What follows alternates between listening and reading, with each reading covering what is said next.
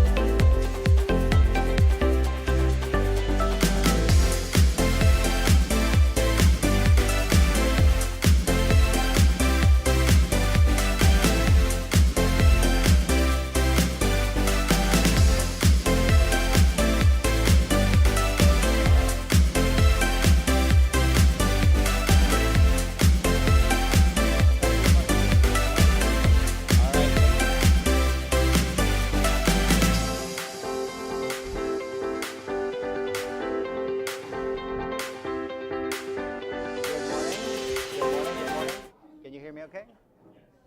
All right, good morning, everyone, and thank you for being here. My name is Pepe Campello, and I'm a partner at McKinsey & Company's Miami office. It's a pleasure to welcome you to our special Future of Leadership series. This is a series presented in collaboration with the University of Miami Herbert Business School. And it is a series where the inspiration stemmed from the remarkable growth we're seeing in our professional in our business community. We think this is the right moment to really spotlight a few of the standout leaders in our community and those who are really making a difference in their own organizations and shaping their own industries right from here in our backyard. So we're very excited to be here with you today and to have a conversation with Brent Saunders. So I'll hand it over to the newly appointed Dean, Paul A. Pavlov. Thank you. Good morning. Thank you very much, Pepe. It's such a great pleasure to be here. Welcome everybody to the CEO Speaker Series. My name is Paul A. Pavlov. I've been serving as Dean of Miami Herbert for the last 2.5 months. And it's a great pleasure to have the opportunity to interact with such world-class leaders. And thank you very much to McKinsey for sponsoring and supporting this event. We are very grateful. It gives me a great pleasure to introduce our speaker, our panelist today, Brent Saunders. And because he has such a remarkable bio, I need to actually read it to make full justice to it. You don't have to do any of it. You can. Okay, then I will not. But in all seriousness, he has a remarkable career over 25 years in the pharmaceutical, healthcare, medical devices space. So he's currently the CEO and chairman of Bausch Lomb. And interestingly, he started about a year and a half ago there, and earlier, 2010, 2013, he also served as the CEO of the company. And I have a question for that, Brent. But in the meantime, he also had some very important roles. He was the chairman, president, and CEO of Allergan, leading up to a $63 billion acquisition by AbbVie in 2020, quite recently. Earlier, he managed the Forest Laboratories until its merger with Actavis PLC, and subsequently orchestrating Actavis acquisition of Allergan. So a lot of exciting acquisitions the previous 10 years of roles. Earlier, some executive roles in Sherry Plow Corporation and PricewaterhouseCoopers, and he has board positions at Beauty Health Company, ARS Pharmaceuticals, and several private companies. Member of the executive committee of Mount Sinai Medical Center and several other non-for-profit organizations. Academically, he got a bachelor's degree from the University of Pittsburgh and a JD and an MBA from Temple University. That's, I guess, a connection. I also was at Temple for 10 years. So please welcome Mr. Brent Saunders, a pioneer in the pharmaceutical space. Thank you. And Pepe, to you for the first question. So we have a deal here. Since you're sponsoring it, you ask the tough question and I ask the easy question. That sounds good. He said he will be open to answering any questions, so we'll go through it. We'd love to start, Brent, by reflecting on your career journey. You, of course, have built a very impressive career journey over the last 25 years. You have moved through various roles in the healthcare sector, all the way through executive leadership, and then you have become one of the most influential and successful CEOs in the pharmaceutical industry. We'd love to hear the story of how you got involved in healthcare and any pivotal moments that really guided your career path over the past 25 years. Yeah, sure. So healthcare, interestingly, I got involved in it a bit by accident. When I went to law school, I had to go as a night student because I had to pay the bills. And so I had to get a job, and as I was looking for a job, I was hired by Thomas Jefferson University, which at the time was just the university, Allied Health University Medical School and University Hospital. It's changed, healthcare's changed dramatically since that period of time. And so I wound up working in the hospital during the day and going to school at night. And so that was my immediate nexus to that, and then as I went to do my MBA after law school, I stayed there and wound up working in their law department. And at the time, managed care was just arriving on the scene. And so they said, oh, you're the new guy just out of law school. You run managed care. Never realizing how important managed care ultimately would come. I guess I'm making myself look old. But how quickly that would become. So it became, by happenstance, it became a more important position. Then I also took over compliance as compliance was emerging. And so from there, I decided to go into consulting. I went to Pricewaterhouse Consulting, and I took on more of a compliance consulting as the federal government and Department of Justice were investigating a lot of hospitals and pharmaceutical companies. It was kind of a new field at the time.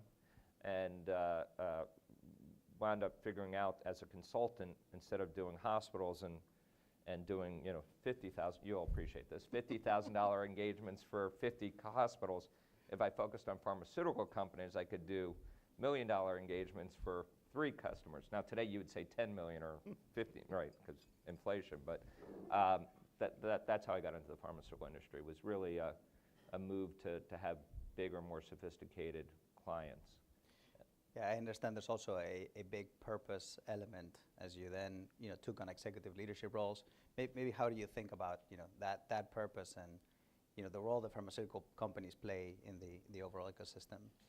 Yeah, so as I've spent close to the last 20 years in the biopharmaceutical and medical device industry, I would say that, and I understand it's easy to be jaded from the outside, but on the inside, 99% of all people who work in this industry go to work every day to try to solve some real problem, some unmet medical need, solve a disease, cure a disease, treat a disease, and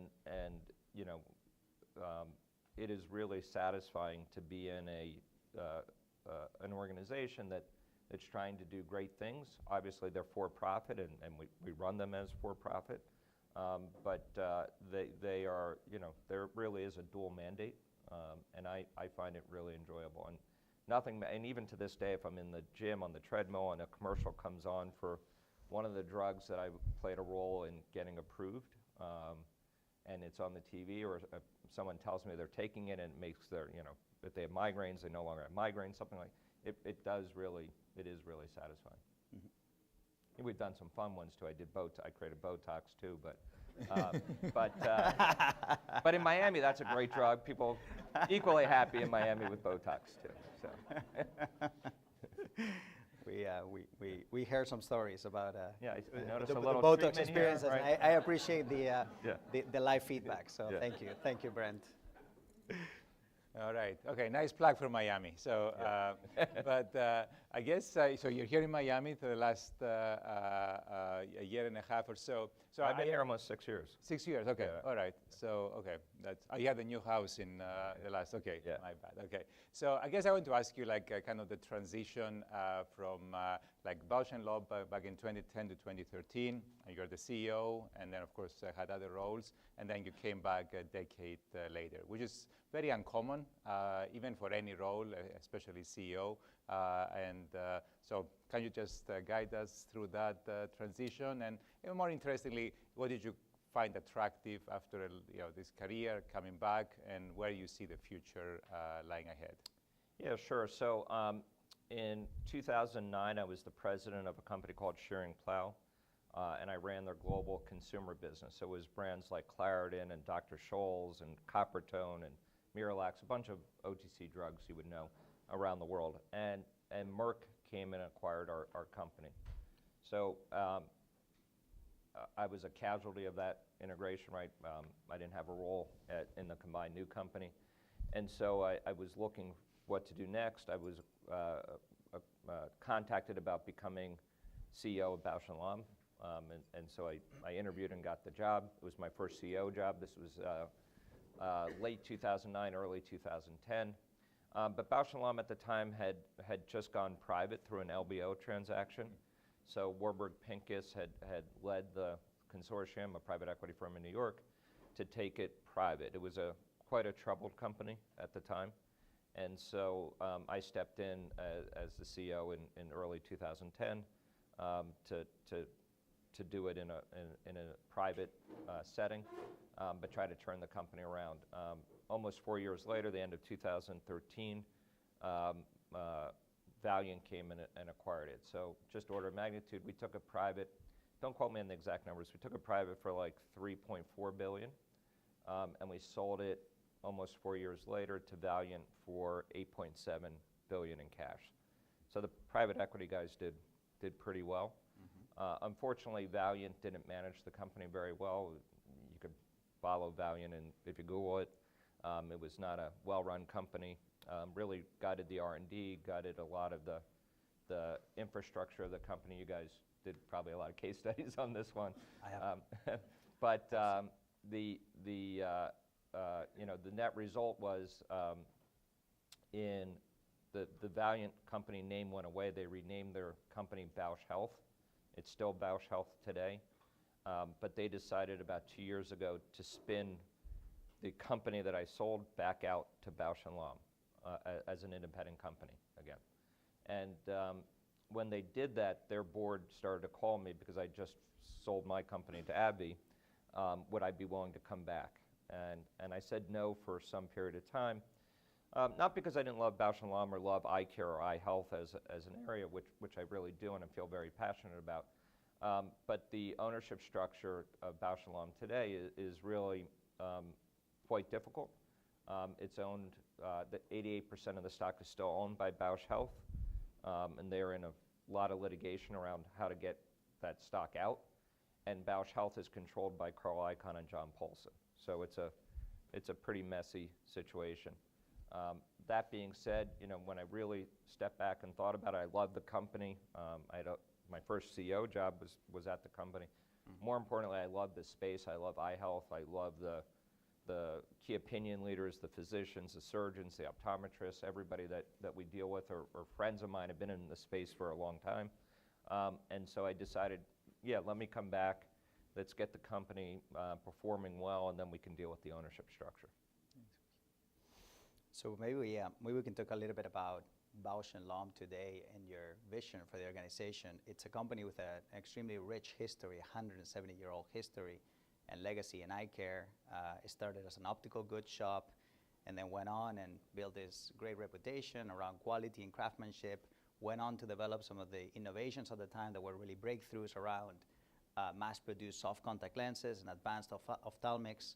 As you think about that Bausch & Lomb that started, grew, and led a lot of the innovations, Bausch & Lomb today, and we'd love to understand your vision of where do you want to take this company and build on this heritage. Yeah, so maybe just a quick background on Bausch & Lomb to level set. So it's a 170-year-old company, second oldest healthcare company that on record. So J&J is the only older one. And it's you're right, it started pre-Civil War as an optical shop. But as Mr. Bausch and Mr. Lomb tried to figure out how to finance their business, they actually came up with a creative idea. They sent Mr. Lomb to the Union Army to fight in the Civil War, to send his paycheck back to finance the growth of the business. And so that's actually how it started. They've done many things over the years. We actually won an Academy Award, I have it, for cinematography. We created the cameras that were used to do film. We took the first pictures of the moon. We created the most advanced telescopes. We've done a lot of things over the years. But in the 80s, the company moved more into the eye health world and divested brands you may know, like Ray-Ban. We created, divested its telescope, microscope, optics, eyeglasses, and really focused on eye health. In the 70s, we created the soft contact lens. And today we're organized into 4 businesses: pharmaceuticals, contact lenses, consumer products that you see in the drugstore or on Amazon, and then surgical tools and equipment and implants. So lasers to IOLs or ocular implants to everything an ocular surgeon or retina surgeon would need in surgery. Those are 4 global businesses with about 13,000 employees in about 100 countries. So that's the business today. And now I forgot the question. What is, giving all of that and that rich history, and now you're second time as CEO, what is your vision? Where do you want to take the company? Yeah, so my goal is to be the best eye health company, and I define best pretty simply. I don't want to be the biggest. You guys may, if you do case studies, I think there's one on Delta where they had a goal of becoming the biggest domestic airline, and they became the worst customer service airline at the same time. And so, I think that's a dangerous way of thinking about it. Best for me is defined simply by two dimensions. Best for us is starting with customer service and really putting the customer first, and that means making sure that our customers have reliable, high-quality supply of great products, right? And how we interact with them and how we service them becomes really critically important and a big focus of what I've been really looking at and working at in the company for the last year and a half since I rejoined. The second dimension is innovation. Particularly important when you work in healthcare. The speed of innovation really does define and impact, right? Because customers want, when they're solving for disease of blindness or vision acuity or your ability to see, people do take their ability to see as a pretty precious gift. And so making sure that we can do that well also means innovation. There is still a tremendous unmet need in terms of restoring vision or preserving vision for patients around the world. And so if we can keep innovating and we can deliver great customer service, everything else kind of works together. Makes sense. Well, everybody is here about eyes, so let's talk about eyes. Actually, I had an epiphany myself about the importance of eyes before, and I was talking to the dean of the optometry school at the University of Houston, very few optometry schools. And his solution to rural healthcare was not doctors, it was optometrists. And his argument was very simple. Eyesight is the most important thing you have. And everything else, and 99% of routine healthcare can be done by an optometrist. So don't have doctors in rural areas, have an optometrist. I don't know if you agree with that. That's not my question. Think about it. Well, I think I largely agree with it. Yeah. Okay. Yeah. I agree as well. I mean, he explained to me that it's much cheaper. You don't need the whole infrastructure, and everything else that the 1% that needs more serious care go back. Anyway, that was not my question. So you are quite on something that I'd like to, if people around the world took as much care of their eyes as they do their teeth, we could save so much needless suffering. That's a very powerful, well, you said that, so it's Yeah, true. well, look, I didn't know I said it, but yeah, I found it in a quote, so. Yeah, I mean, the dichotomy is quite astounding, right? Everyone knows to see their dentist twice a year, get a checkup, get their teeth cleaned. And let's just take a show of hands. How many people have had an eye exam in the last year? That's pretty good. That's pretty good, actually, yes. You guys are, that's impressive. You're way above national averages. It's a good university here, Ren, Yes. so. Who's trained them well. Who's wearing Bausch Lomb contact lenses? But you know, most people, and we've spent lots of money over many years surveying this, most people believe if they can see, their eyes are working.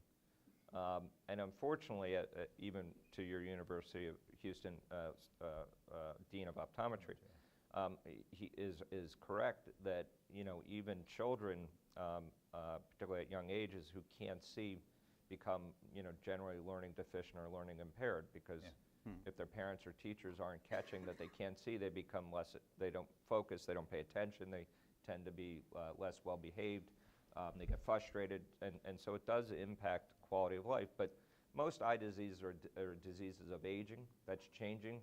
There's an epidemic of what's called myopia. Anybody know what myopia is? Yeah. And why do you think that's becoming an epidemic? Exactly. So your eyes are muscles, or have muscles in them. And most of us, like when I was a kid, I'll date myself again, your mother kicked you out of the house and you played outside and then you came back in. Maybe you watched an hour of TV, but not a lot. We didn't certainly have phones. But children today are staring at iPads, phones, and screens, and they're not developing the muscle to see far. And it is becoming a massive epidemic proportion health crisis. So outside of that particular disease, most eye diseases are disease of aging. People tend to not treat their eye disease till they can see it. And most eye diseases are asymptomatic until they become vision impairing. And it's almost impossible in any eye disease today to reverse the damage once it's happened. And so a lot of eye disease is preventable if it's treated early, not so treatable if it's treated by the time it's symptomatic. And so yes, I think if people could get an annual eye exam, that's great. There's also a lot of emerging science. The eye is the gateway to the brain. The retina nerve is the brain, and we're starting to see more diagnostics through the eye exam for diseases like Alzheimer's and others that will be easily or more easily detected that way than any other test today. So my question, what do you do? What is the future of eye care? That was my question. Well, I think for us, it's really looking at cell and gene therapy. I think the holy grail would be in any of these degenerative eye diseases, whether it be glaucoma or macular degeneration or geographic atrophy, or these large population of eye diseases that are ultimately caused, even with the current intervention, still people will go blind or lose a significant portion of their vision, is to figure out how to solve for that earlier in the cascade or to cause whatever is not happening in your eye that should be happening to happen, right? So to turn on the cells that that have been turned off by age or disease, or turn them off if they're on by accident, right? So I want to shift gears and talk a little bit about deal making. You have a very well-established reputation as a deal maker. You did some of the highest profile deals around the Actavis acquisition of Allergan and Allergan's transaction with AbbVie. I think you did $150 billion worth of deals in just 5 years. Yeah, 280 total. 280 total. Would love to Not that I'm counting. Exactly. We can still make it 300 or 400. Would love to go into maybe some of those, right? And to the extent you're open to sharing any stories, right, from those, or what was particularly difficult, interesting, you know, any learnings on how you look at those transactions, the risk versus the reward. You know, I bet there are many components, and they're high complex, high stress situations. So would love to talk about that part. Yeah, sure. But just maybe as a backdrop, strategically, you know, not all deals, but a vast majority of the deals that I did were caused by one particular strategic issue. And that is that in the pharmaceutical space in particular, the costs of R&D have risen dramatically. And so when I started in this industry, you know, having a $600 or $700 million R&D budget was a pretty big budget. Now it's a $7 or $8 billion R&D budget is you know, kind of the standard for big pharma. And so a lot of the companies I've been involved with, there was a lot of consolidation in the industry that was driven in large part around consolidation of R&D and the massive expense. You guys probably have data on this, but what does it take to bring a pharmaceutical to market today? Probably $2 billion. Two to three, yeah. Yeah, $2 to $3 billion. If you count all the failures, yep. Yeah. So, you know, driving innovation is not inexpensive, and in fact, it's high risk, high reward when one works. But I always say the losers pay for the winners, and we never talk about the losers. We only complain about the winners. And so there's a lot of cost in proving the risk benefit of a drug and discovering the science that sits underneath it. And so that has precipitated a lot of the rationale behind it. Other, you know, reasons that I've done deals is to gain scale to markets or gain efficiencies in the distribution of the drugs. And so that tends to be how I think about it. So when I think about deal making, I've done a lot of little ones and a lot of massive ones. I always think about, you lead with the strategic rationale. You know, why is 1 + 1 something better than 2, right? And if you can't articulate, and I always say this to my boards or to my teams, if you can't say it simply in 30 seconds and everyone says, yeah, that makes sense, then you don't have a strong strategic rationale for the deal, right? If you need, oh, I keep picking on you, but if you need a McKinsey deck of 100 slides to explain the strategic rationale, it doesn't exist. Now, certainly you back it up with that, and those are important and necessary, so I'm saying it a bit tongue-in-cheek. It's our sponsor. Yeah. Don't say anything bad. He knows I love him. He knows I love him, and I love McKinsey, and they add a lot of value. And so please take it in the. But really, if you can't say in the elevator speech why you're doing what you're doing, then you have no permission to even play the game. The second thing is, what's the financial rationale, right? How are you going to pay for the deal? What kind of synergies are you going to get out of the deal?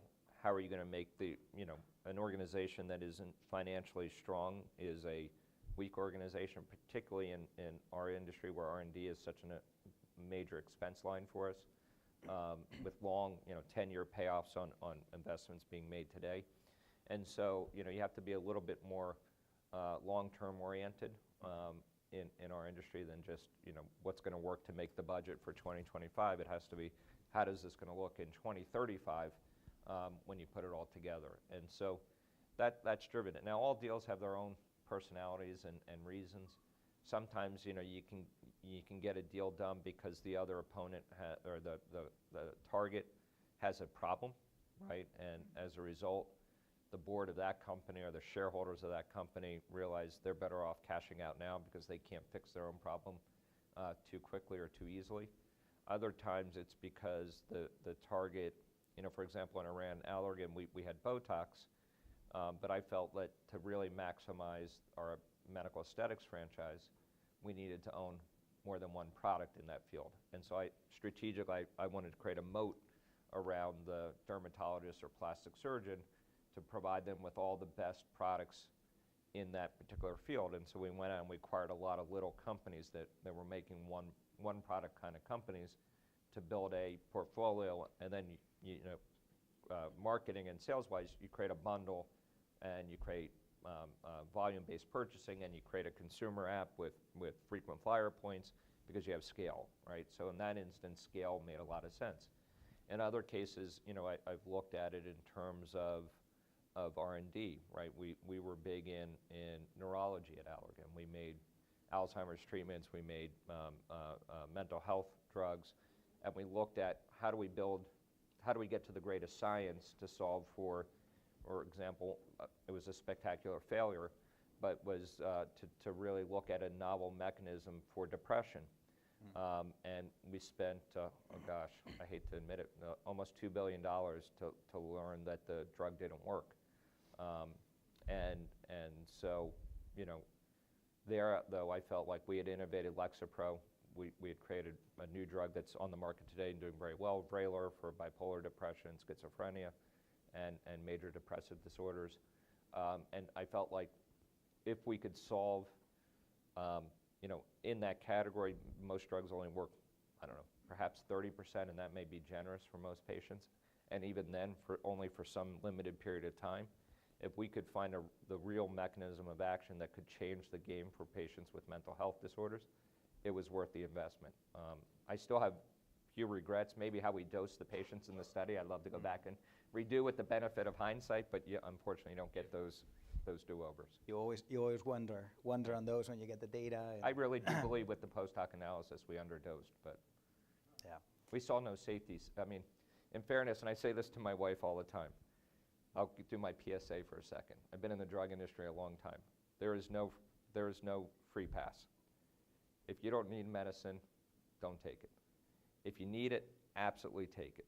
But there's no free pass. For every action, there's an equal but opposite reaction. Mm-hmm. And so every drug has a side effect. Every drug does something chemically or biologically in your body. And when you need it, you need it. And when you don't need it, you don't need it. So listen to your doctor. Don't self-medicate. Thank you. That's my PSA. Thank you. We appreciate that. Particularly antibiotics in children drive me nuts. My wife always trying to give my kids antibiotics for every little thing. I'm like, no. They will be better in a day. Trust me, they're fine. Yeah. My wife doesn't want to give them any, so there's probably a balance. I'm with your wife. Between both. Yeah.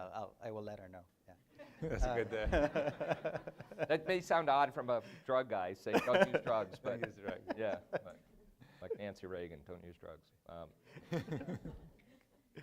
I guess switching slightly gears, but you talk a lot about innovation, and I think pharmaceutical, healthcare, medical devices. But I guess I'll talk about aesthetics, which is a very big here in Miami and many other parts of the country.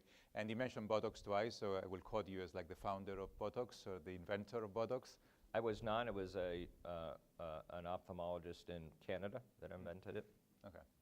I was just joking on that. Yeah. But where do you see... You want to talk a deal making? I'll tell you a quick anecdote. Okay, sure. Please. This is oversimplified, but mostly true.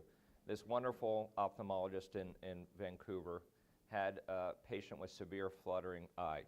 And enough that there are about 2,000 of these patients that have, you all probably experienced a fluttering eye for 20 minutes before you, but some patients have it forever and an extreme condition. And she was trying everything possible to treat the fluttering eye. And she ultimately mixed some botulinum toxin, one of the most deadly neurotoxins in the world, and injected into the eye right here, and it stopped the fluttering eye. So, dozens of patients came to this clinic in Canada to do it, and one of the incidental side effects was the wrinkles here went away. And so we licensed it from her. We were an eye care company. Allergan started as an eye care company. And I'm oversimplifying this part, but I think we offered her $10 million plus some royalties on sales. Mm-hmm. She turned it down for $12 million up front. her royalties today would be, she would be getting, and probably for the next 30 years or longer, she'd be getting about $600 million a year royalty check. So I still see her. I saw her a couple years ago. She's perfectly fine with it. She's at peace with her decision. But really an amazingly smart ophthalmologist. Oh, that reminds me of Victoria's Secret, who was sold for $2 million. So right. That's okay. That guy was not at peace, though, unfortunately. Yeah. I guess the learning is always keep your royalties. Well, if you believe in your product, don't give yes. it all away. That's the learning I have. I guess the question I had was from a business perspective. In this space that you have like a 30% success at best, and innovation is very risky, very costly, like a $2 billion mistake in some, well, not mistake, but like lack of success. No, it was a mistake. Well, I mean, you never know until you spend the $2 billion and you don't get the success. But I mean, either in the aesthetics, eye care, we discussed a little bit. How do you manage that innovation? Why do you say, as a CEO, as an executive, let's invest $2 billion in this innovation with a less than 30% success? Yeah, I mean, it's like all things. It starts with great scientists, great teams, with deep therapeutic knowledge in the area that they're managing, and then I've always believed in assembling great advisory boards from the top KOLs and academics in the field. And generally, you may even develop it just around an advisory board, just around one product or one R&D program around one project. So really listen to a lot of people, get a lot of really smarter than me people in a room, and look for commonality of way of thinking, look for, brilliant ideas from brilliant people, and really trust your instincts to support the smart people. Mm-hmm. I want to shift gears again and talk about social media. We see that as the chairman and CEO of Bausch Lomb, you're quite active on X, formerly known as Twitter. That is also has been a vehicle to learn about your many other ventures. But I would love to understand, what do you see as the advantages of engaging directly through a platform like X?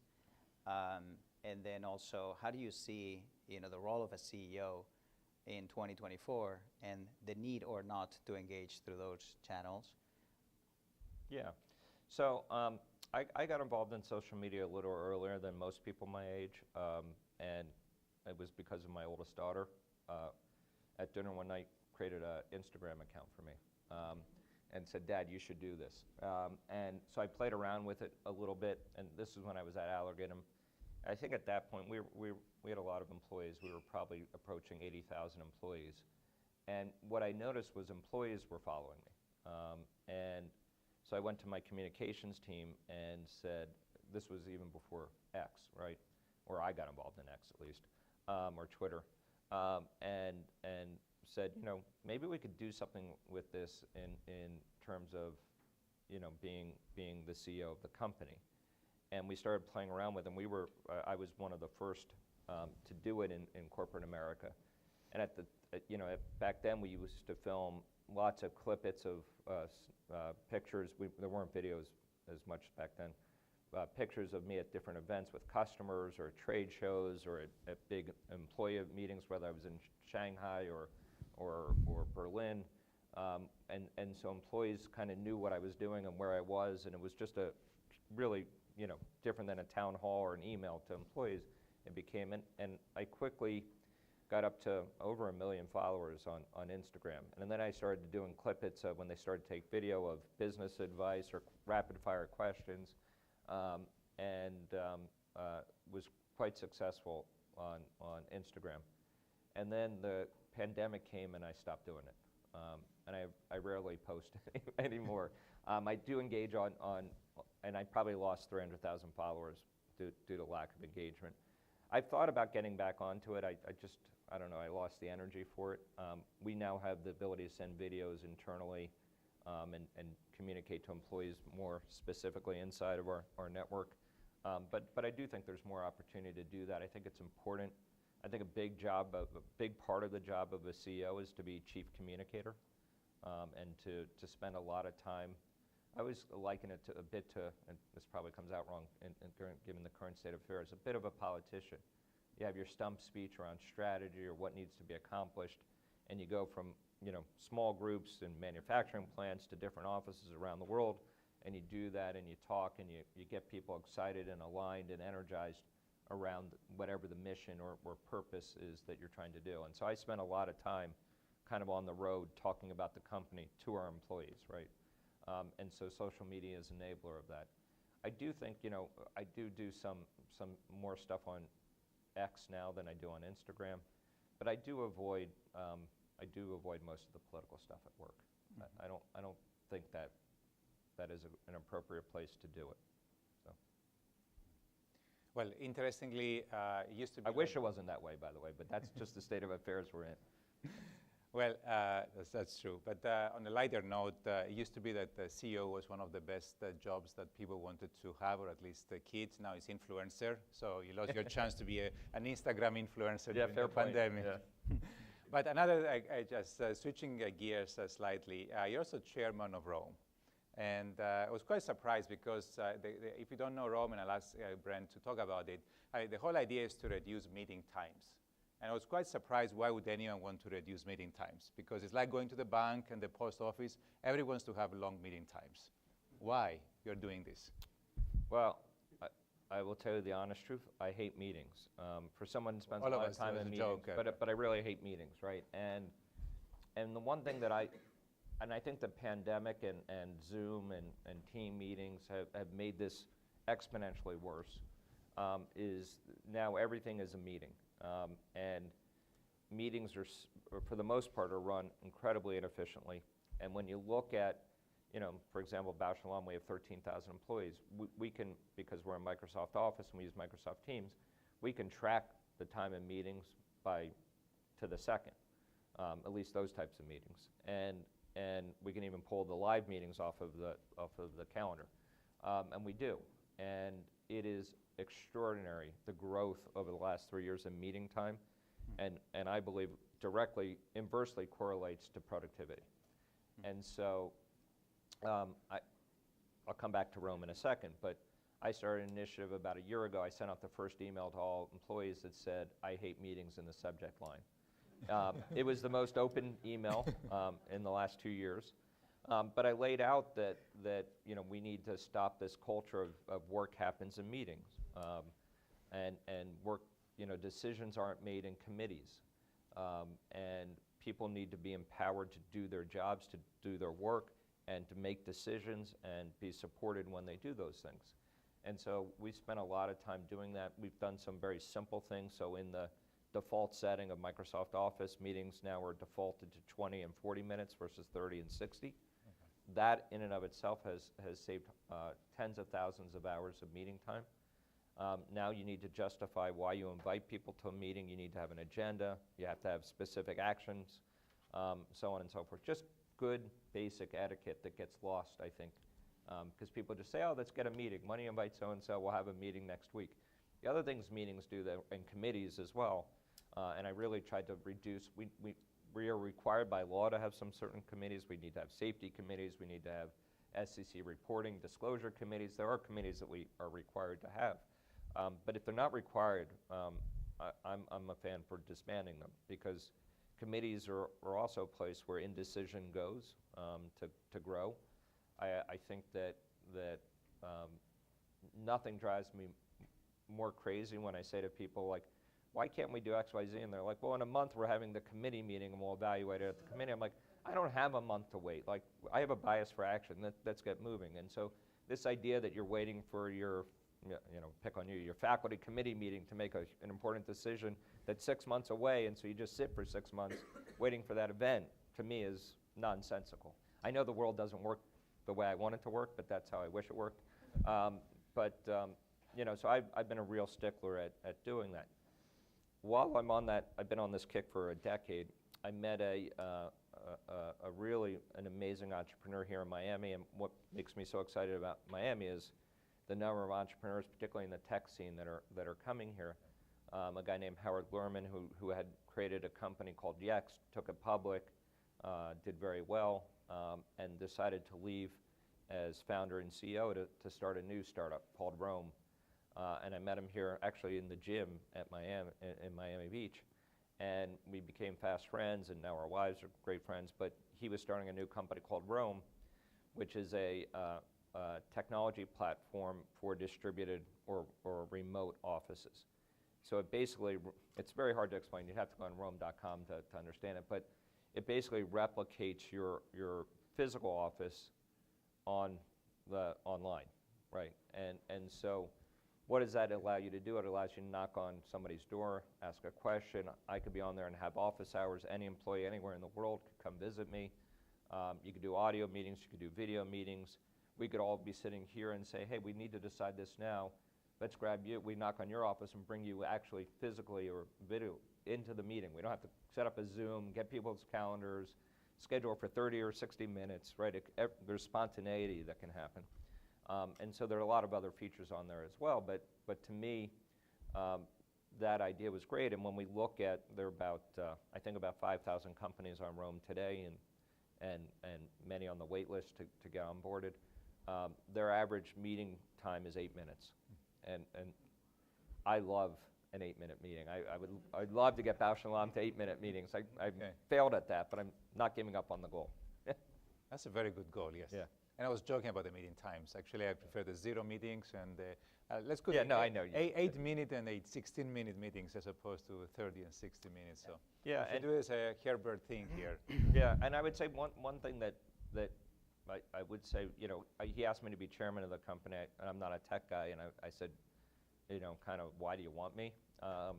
But ultimately, I will tell you, I have learned more from him about entrepreneurism. I've been a big company guy. I always thought of myself as entrepreneurial. Perhaps in a big company setting, it's easy to look entrepreneurial if you have initiative. But watching him work and the way he works and the way he inspires his team and gets stuff done really has been a learning for me. I've learned a lot being associated with him. So when I met you, what I heard also from others is that a good meeting with Brent is a meeting that wraps early. So that is the #1 priority.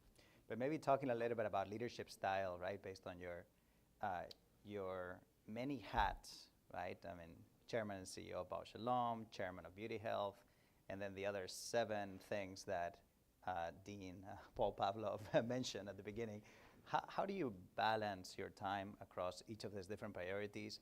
What is your leadership style like? How do you empower the leaders that you work with?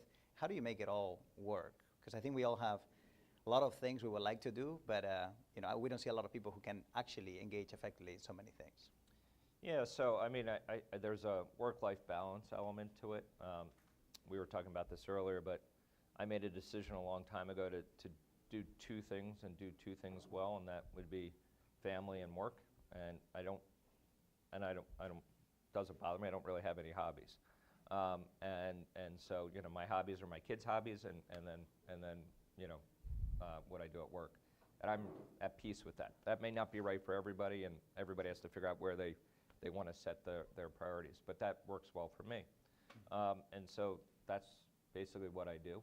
And I'm very happy and enjoy it. You know, I think from a leadership perspective, I think, first of all, I'm very informal from a leadership perspective.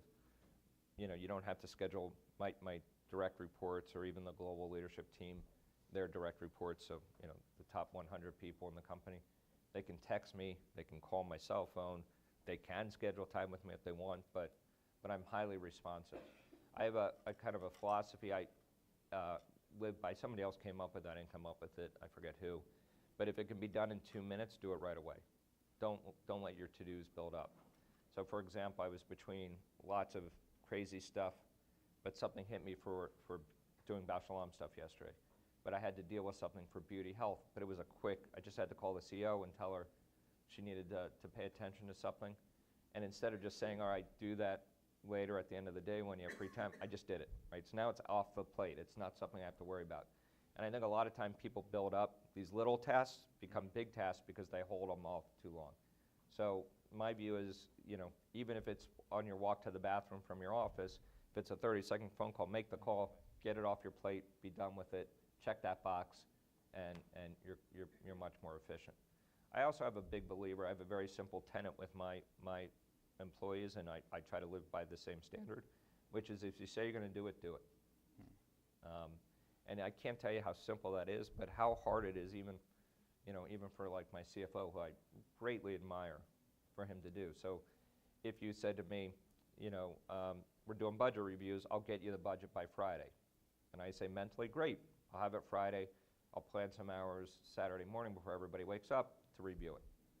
And then Saturday morning I get up and I'm like, why don't I have the budget stuff? I woke up at 5 in the morning to do this, where is it? Right, and that drives me wild. Like, I'm like, what the hell happened here, right? And by the way, and I say this to them all the time, if you couldn't have gotten it to me Friday, it's pretty simple. Just send me a text saying, hey, I know I promised you this Friday, such and such happened, can I get it to you Monday? And I would said, sure.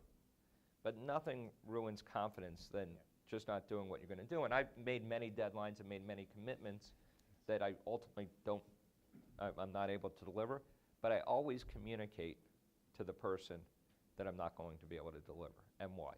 And it can be very informal, it can be formal, but to hide from the lack of deliverable, I think diminishes your career, your credibility, and I don't care who, everybody's going to wonder, well, you promised something, why'd you not do it?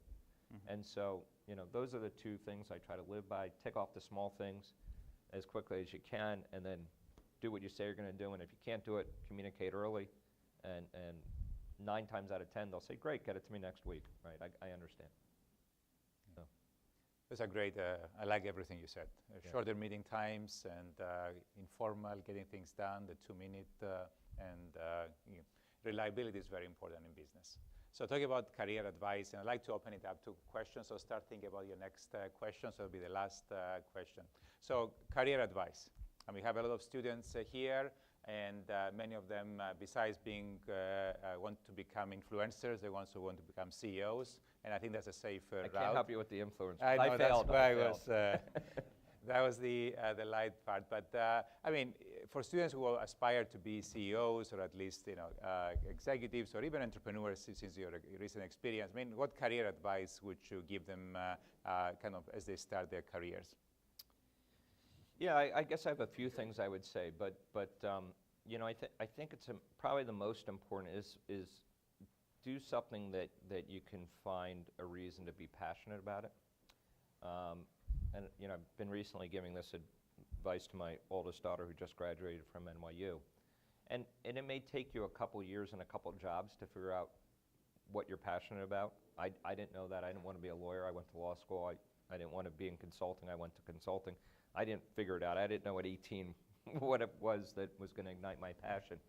Mm-hmm. But keep going till you find it, because you spend way too much time at work, particularly if you have big aspirations to lead an organization or have a senior leadership role. You're going to have to spend way too much time doing it that you'll never be successful at it if you're not passionate about it. And you just maybe have to find one aspect of what makes you passionate, but there has to be something. There has to be something that works. And I say this with the God-honest truth. There hasn't been a day in 25 years where I have woken up and said, oh God, I have to go to work. And I have a lot of friends that do. And I've never felt that feeling in my life. And I get it's called work, and you're only there because it's a paycheck. Right, you're not doing it as a hobby. It's not called fun. It's called work. But I've never had that feeling where I've said, "Oh God, I can't." I look at my schedule. This is going to be horrible. I've never felt that. I look at every morning. My wife thinks I'm crazy because she's not a morning person. But I wake up. I get up early. But I'm like, I jump out of bed. I'm ready to go. I usually go to the gym and then go to the office.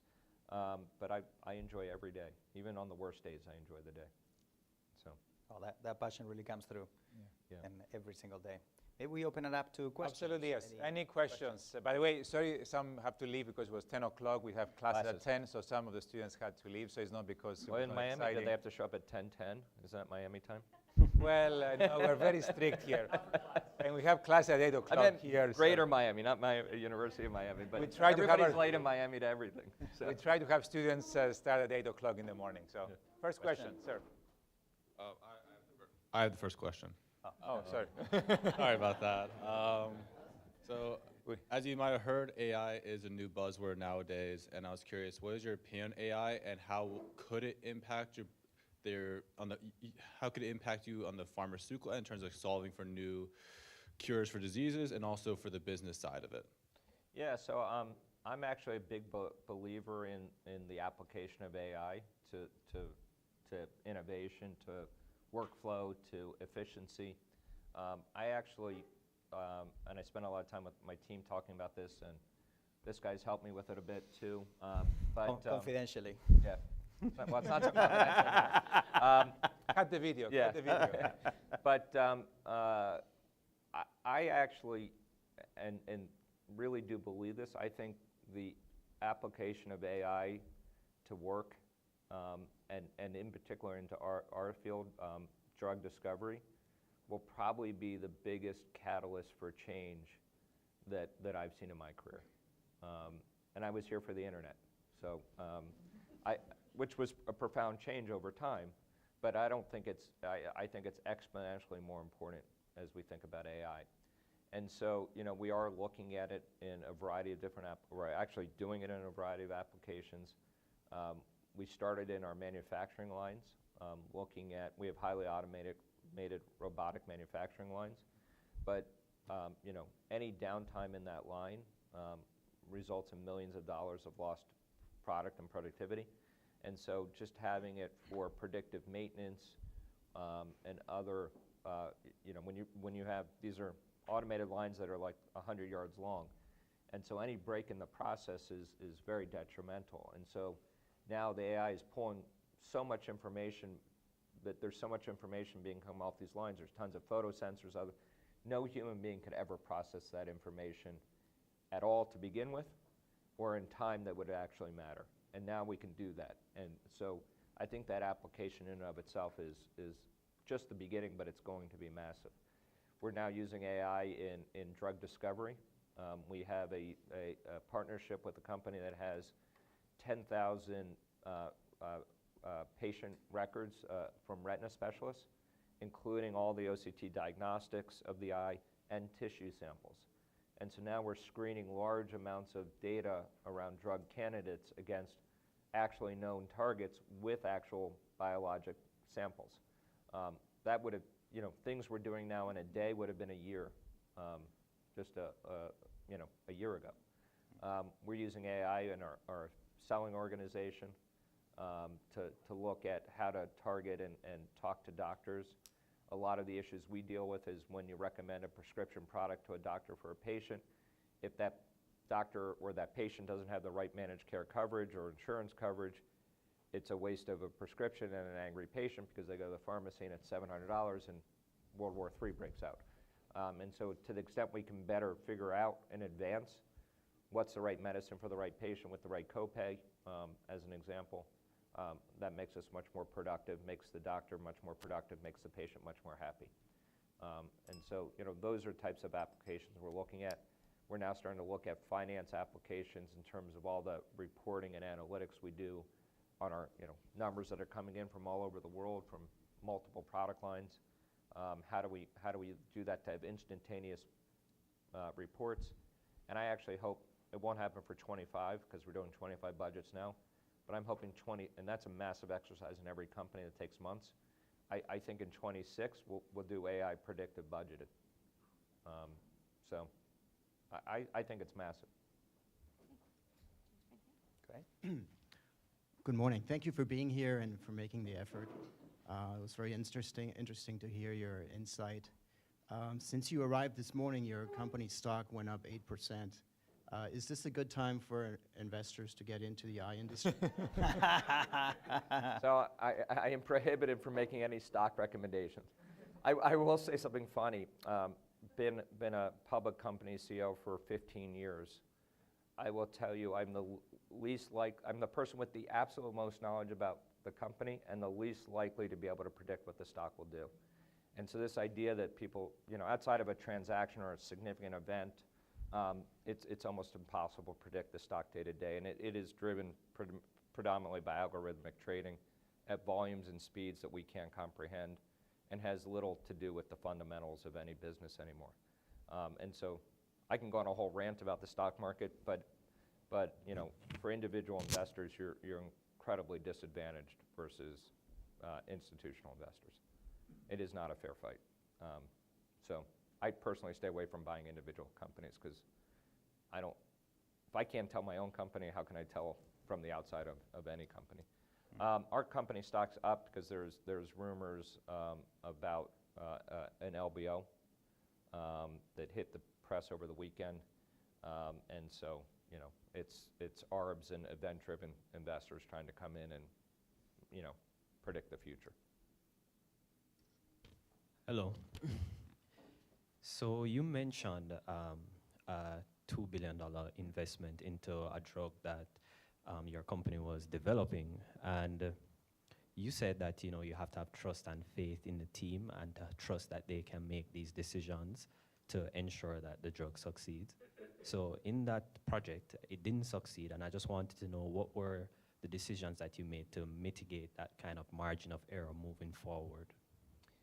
Yeah, so I would say this, in mental health, and we're getting better as an industry, but in mental health, well, let's back up. Pharmaceutical studies are all gold standard, and gold standard studies are placebo-controlled studies. And so, you know, if you go to any consumer product, almost any consumer product, and they say clinically proven to do X, Y, Z, if it's not placebo-controlled, it's garbage, right? It can be manufactured, every vitamin, whatever, you name it, right? It's all garbage. Placebo control is the only way that matters for clinical data. And in mental health, particularly depression, as an example, it's such a multifactorial disease. And as much as we know about the human body and the genome and the DNA, we know very little about the brain. And now that is changing rapidly, and I predict over the next 5 to 10 years it will change significantly. But it has been an area where the biopharma and medical community operate largely in the dark. And so we have some ideas of the proteins that are misfiring or in the brain for most major depressive disorders, but we don't know exactly what combination, for what purpose, for each person is a little different. And so we did do a good phase 2 that was successful, so a smaller population of patients.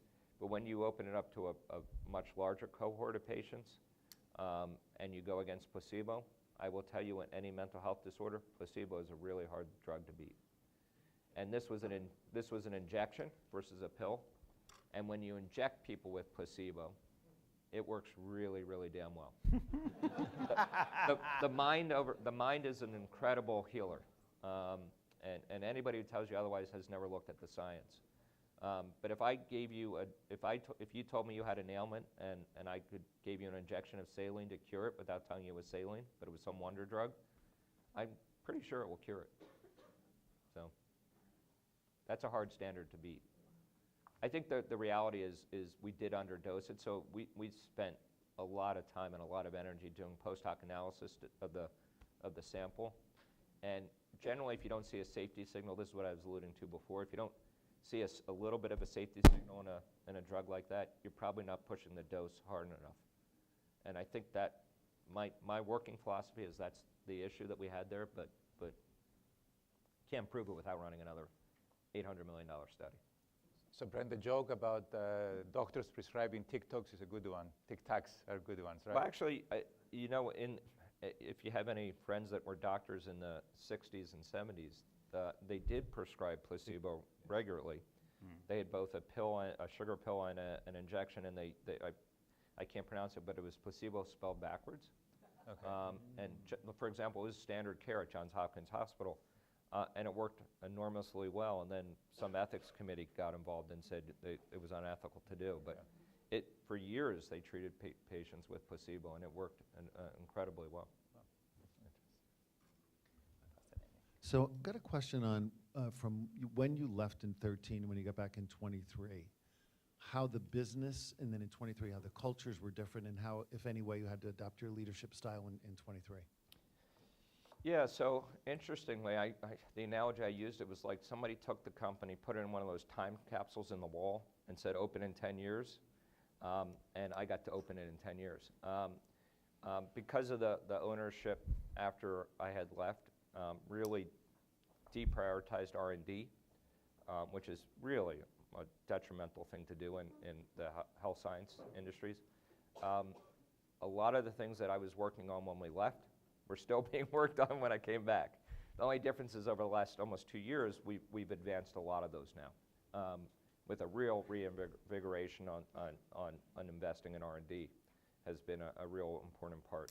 And I also think the company was craving leadership in some ways. It had been kind of undermanaged for a decade. People weren't excited. There was not a kind of a strategy to play to win. It was more, they were on defense than offense, is probably a way to say it. And, you know, I know people like the University of Miami football, but it's more exciting when they're on offense than when they're on defense. That's true in business too. Yeah. Except the Pittsburgh Steelers. So Yeah. you're a Pittsburgh guy. Yeah, but you still like the ball in your hand, right? You hope nothing bad happens when you're on defense, which is why I say for business, but you score touchdowns generally, obviously, on offense. And people like to score touchdowns in business too. I know you were mentioning the possibility of an LBO. Considering that Bausch Health, your parent company, manages substantial debt right now, and that in 2023, Bausch & Lomb accounted for almost 50% of its total revenue, do you think that Bausch Health could sustain its operations if Bausch & Lomb were divested from the parent company? So we are completely separated today. The nexus between Bausch Lomb and Bausch Health is they own 88% of our public stock. And so they act, from an accounting perspective in their filings, they do consolidate our results, but on a pro forma basis, they don't, and from a debt load, they don't consolidate our results. And so it really is, outside of a technicality, separate companies. And so what they do with the ownership of our equity goes to their, in part to their, vibrancy as a private or as a public company, because they have a lot of debt. So if they got several $1 billion of cash, then they could pay off, different levels of maturities, particularly the near term 26, 27 maturities. So yeah, I think it could enable a path to success for them, for sure. What they do with it is always what matters, which I can't control. I'm going to get you to think on your feet for a second here, but I was wondering, what's the biggest mistake that you think you've made, and what'd you learn from that? So probably the biggest mistakes, I'll say plural, because I've made it more than once, is hiring the wrong person. And I always say that as leaders, the most important decisions you make are who you hire and who you fire. They don't get the same kind of attention. If I were going to go out and buy, a $50 million company or a $10 million piece of equipment, there'd be all sorts of forms and presentations and checks and balances. But if you go out and hire a senior executive, that could be fully loaded costs over a period of time. That could be tens of millions of dollars too. And so I really try to take that responsibility much more seriously as I've become more experienced. And I can tell you that in the past, when I've hired senior executives to run a business or that have a completely different philosophy or moral compass, it is like a cancer, and it sets the business back in a dramatic way. And so I've tried to get better at hiring, using more criteria, doing all reference checking myself, and really spending time thinking about each candidate for each position that I look at. But made a lot of mistakes in that regard over the years. One more, yeah. So, quick question. As far as your dailies, the Bausch & Lomb dailies, do you guys have any program to, not recycle, but to retrieve the used product for analysis en masse? Because I was thinking that the amount of people that throw data away in their trash can every day, walking around being little sensors, their eyes are not just optical sensors, but they're chemical sensors, and those things are sponges. They travel around the world, they go into airplane cabins, they cross borders, they cross buildings. And I mean, you could even subsidize giving them away for a cheaper price, just the data that you'd leverage after analyzing that. Do you guys have anything like that in the works? We don't, and I've actually never thought about it, so I appreciate the idea. I think you're probably directionally right that the data, if it's pulled off in the right way with the right storage medium, that comes off a contact lens after you worn it for a day about your health, is probably profound. Yeah. Well, I'll send you a royalty if we figure it out. I think the question is, how expensive is the diagnostic to analyze it? Does it have to come into a central repository, or could it be done at point of collection? I'd have to think about that. Just give him 12 million, not the royalties. Yeah, Absolutely. The bar has been set high. We send you a The check for royalties. 12 million. Yeah, I mean, they do, they do analyze wastewater, right? For the same reason. Thank you for being here. Thank you for McKinsey for sponsoring. My name is Victor Cuesta. I'm an alum from the University of Miami, and I also lead diversity and inclusion initiatives in ERGs. My question to you has to do with innovation. You mentioned R&D and doing that, and I'm a firm believer that a lot of that has to do, I work for Cencora, a top pharmaceutical distribution company, and I really think it's just getting the product to the right people, marginalized, the supply chain to be improved, healthcare coverage. What are you use these groups, whether it's employee resource groups, to leverage that in innovation in your company, and what do you see there? Yeah, it's a good point, and I'm not sure I know the answer because I've not been involved with a lot of those groups. I know people on the team do, but I think there's always an opportunity to do everything better, and when I look at the healthcare system in the United States, it's clearly broken. I will say one of the issues we have is we have a real shortage of specialists, and it's only going to get more acute over the next 10 years. And so thinking about having, the number of ophthalmologists are dwindling, and the number of people with ophthalmic disease are increasing, and dealing with that bolus, particularly in underserved communities, is going to only get more acute and difficult. And so, I think one solution is to incentivize more people, perhaps with scholarships and create more residency programs in community hospitals and other places like that to get more physicians trained or specialists trained that can stay in the communities from which they came. Could be an answer. Creating, we just need more doctors. Or the other option is to give what we would perceive as lower licensed physicians like optometrists greater rights to practice off the edge of their degree. But something's going to have to give. And it's probably all those things above. Right? There's not going to be one thing. It's going to be all these things. But it's going to become a bigger and bigger issue, and unfortunately, very few people talk about it. Yeah. Maybe one final question, and then we will wrap up. I wanted to touch on the topic of networking and mentorship. Wanted to understand, how important have mentorship and professional networks been in your career progression, and any advice you have for everyone here today as I think about it. Yeah, so it's been incredibly important to me. I really place a lot of value on the people who've helped me in my career, and I try to pay it forward by helping others. I spent a lot of my career, particularly in the first 15 years, in networking and building my professional network. You guys are obviously going to events like this are exactly the right thing that I used to do all the time. And it wasn't necessarily to see the speaker, it was to meet the people that were at the meeting in and of itself. And so, I did a lot of those. Some of them were had to get up earlier to go do it, had to, sit in a room with people I didn't know, and that uncomfortableness of introducing yourself and building your network, but it does absolutely pay off. So I applaud you guys for coming, not to see me, but to see each other.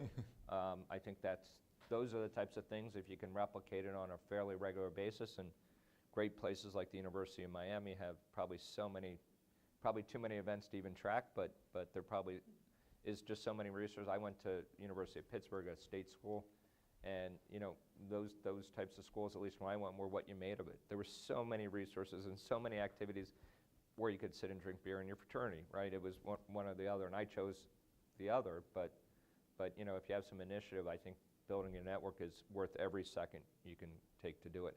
And as you do that, you will find the right mentors. The network starts the process, and then you'll find the right people to mentor you as you move along. Yeah. And that's, I think, it was critical to my success, so I think it is hopefully for a lot of people. Yeah. Well, thank you, Brent, for your time this morning. Thank you. Thank you very much. That was wonderful. We're tremendously inspired by all the things that you are doing, from fixing eye care to reducing meeting length time to 8 minutes, to all your other initiatives. Thank you for having us. It's been a privilege. Thank you so much, Dean and University of Miami Herbert Business School, for giving us this opportunity. And it's been a privilege, and thank you. Hopefully you'll invite me back one day. I enjoyed it. So. Absolutely. No, thank you very much, Brent. That was amazing advice, and even specific ones about many, many things. So, but I mean, the networking, the mentorship, and take advantage of your peers, and also take advantage of these events to meet the people are very important.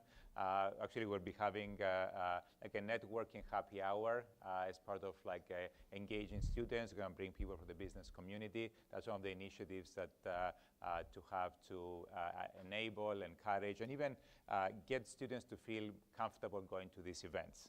And for students, it will not be like alcoholic drinks, so we can. I was going to say alcohol makes everything more comfortable. All right. Well, we'll. But maybe for MBA students, we'll do that. But in all seriousness, a great conversation. Thanks to McKinsey & Company for your support, and enjoyed meeting you. Thank you very much. And again, thank you very much for coming, and it's been a great event. Thank you very much. Thank you. Thank you, Brent. Great job. That was